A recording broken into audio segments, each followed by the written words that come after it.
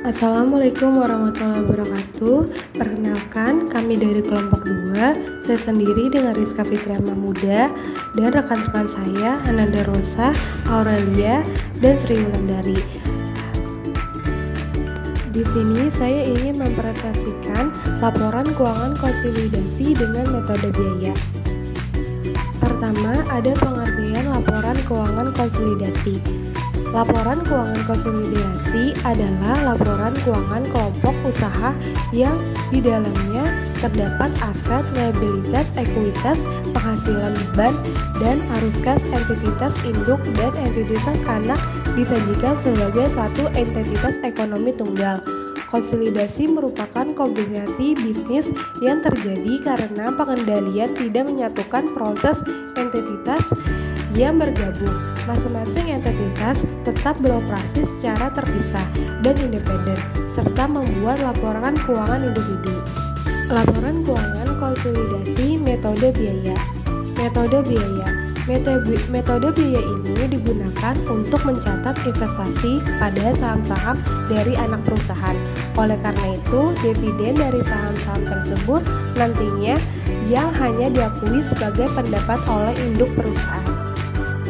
Ada beberapa hal yang harus diperhatikan pada metode biaya. Yang pertama, perkiraan investasi saham pada anak perusahaan tidak mengalami perubahan jumlahnya. Perubahan modal anak perusahaan akibat adanya laba rugi atau pembagian dividen tidak mempengaruhi perkiraan. Investasi saham pada anak perusahaan atau induk perusahaan tidak menyesuaikan investasinya. 2. Laba atau rugi dari anak perusahaan baru diakui oleh induk perusahaan sebesar persentase 1% kepemilikannya pada saat disusun neraca konsolidasi melalui perkiraan laba yang ditahan untuk induk perusahaan. Perkiraan ini hanya tampak pada worksheet penyusunan neraca konsolidasi.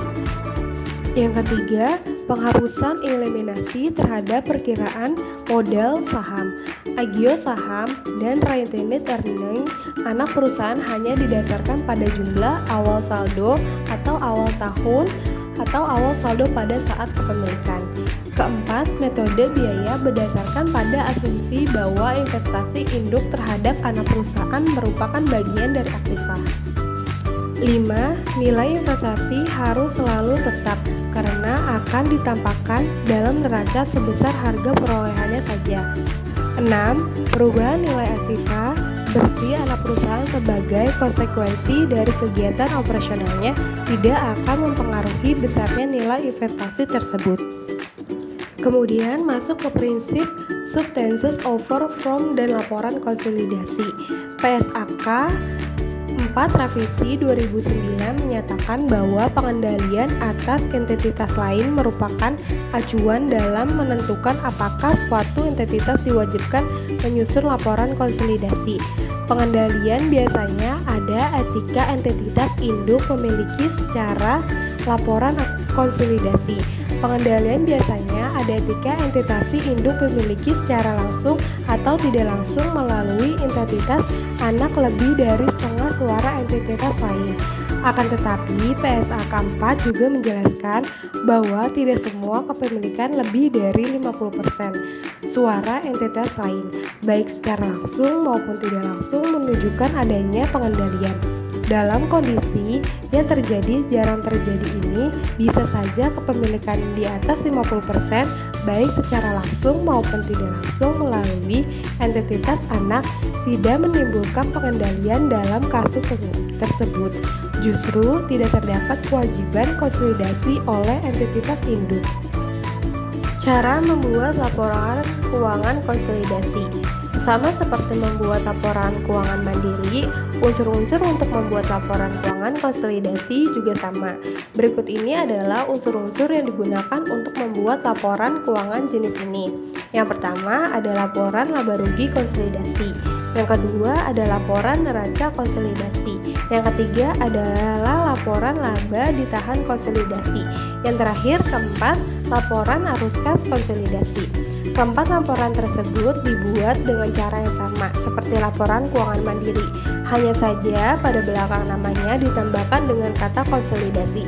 Anda juga dapat membuat laporan keuangan perusahaan secara otomatis dan cepat melalui software laporan keuangan perusahaan.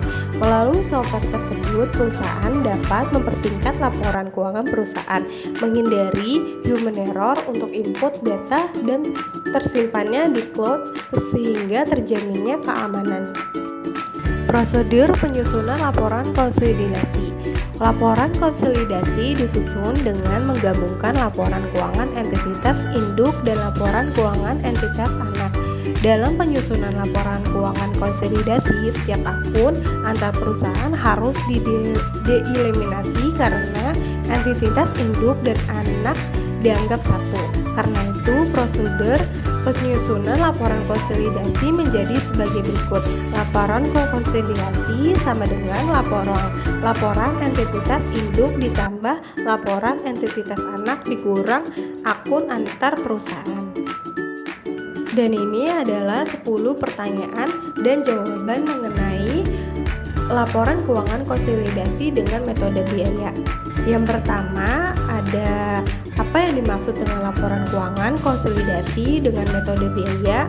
Yaitu jawabannya, laporan keuangan konsolidasi dengan metode biaya adalah laporan keuangan yang menjajikan data keuangan dari 2 atau lebih entitas yang terkait secara finansial, di mana entitas yang menjadi anak perusahaan diakuisisi dengan harga lebih rendah dari nilai terkini aset dan liabilitasnya.